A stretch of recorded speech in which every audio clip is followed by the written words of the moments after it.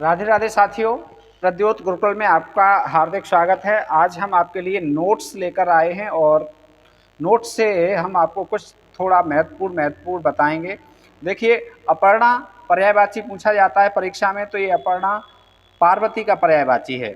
पदत्राण पर्यायवाची पूछा जाए तो ये जूता का है। स्वागत में उपसर्ग बहुत पूछा जाता है, सु उपसर्ग होता है, सुधनागत स्वागत संधि विच्छेद होगा। भाग्य का विपरीत क्या होगा? कर्म। जिंदगी का विलोम शब्द पूछा जाए तो ये परीक्षा में आए हुए प्रश्न है मूर्धनी। मरियल में प्रत्यय यल है, बहुत पूछा जाता है। घुमक्कड़ में अक्कड़ प्रत्यय होता है। वक्रतुंड में समास पूछा गया तो आप बता देंगे बहुब्रीह, वक्रतुंड, ठीक है, जिसका मुंह टेढ़ा हो। गणेश जी के लिए कहा जाता है वक्रतुंड। प्रार्थना में संज्ञा पूछी जाती है तो आप बता देंगे भाववाचक संज्ञा, ठीक है। चलिए, इसके बाद आगे देखते हैं। परीक्षा में आए हुए प्रश्न हैं, ठीक है, आपको दिख रहा होगा। शंख इंग्लैंड में बज रहा था, गूंज हिंदुस्तान में आ रही थी। यह कथन किसका है?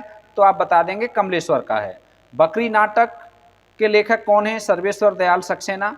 जहां प्रशंसा के बहाने निंदा की जाए अथवा निंदा के बहाने प्रशंसा की जाए, वहां कौन सा अलंकार होता है? चार विकल्प हैं: प्रतीप, अर्थांतरन्यास, असंगति या ब्याज स्तुति।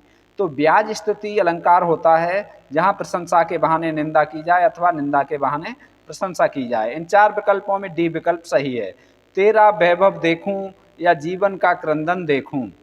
तेरा वैभव देखूं या जीवन का क्रंदन देखूं, यदि यह पंक्ति पूछी जाए तो आप बता देंगे महादेवी वर्मा जी की है, परीक्षा में आई हुई पंक्ति है।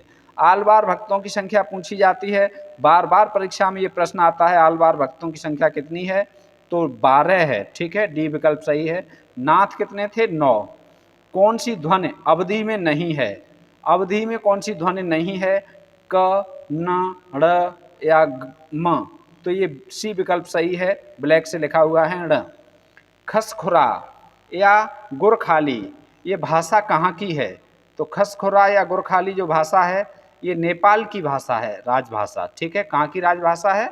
नेपाल की। चार विकल्प दिए, गढ़वाल की लोक भाषा, कुमायूं की साहित्यिक भाषा, इनमें से कोई नहीं, तो ए विकल्प सही है। मोहन राकेश का अपूर्ण नाटक पूछा जाता है। 3 नाटक इनके पूर्ण थे।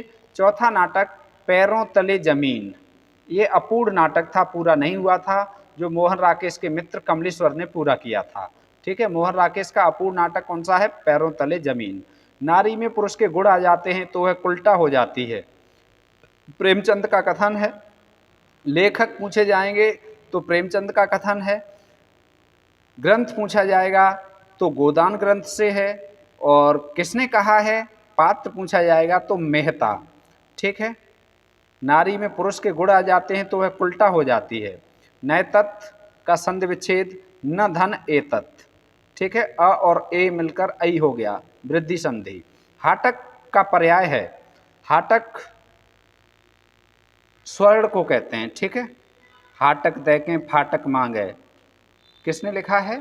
सूरदास जी ने, ठीक। अगला स्वनिम का अर्थ है, स्वनिम।